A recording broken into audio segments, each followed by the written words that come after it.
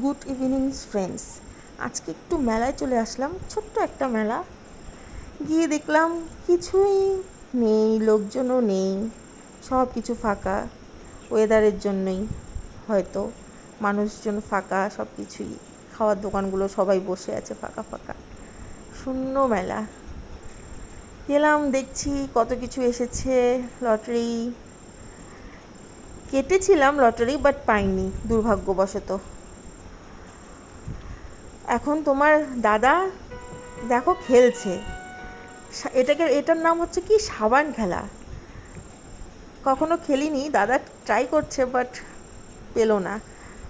দাদার পর অবশ্য আমিও ট্রাই করেছিলাম, আমিও পাইনি। দেখো, তোমরা দেখতেই পারবে, আমিও ট্রাই করছি বাট পেলাম না। 10 টাকা করে টিকিটগুলো মানে কাটতে হয়, 6টা রিং দেয়, তার মধ্যে যদি পাও তো পেলাম। দুবার ট্রাই করেছি, দুবারই পাইনি। এতটা মন খারাপ হলো, আরে একটা কিছু তো পেতাম, একটা সাবান তো পেতাম 10 টাকা দামের, কিছুই পেলাম না।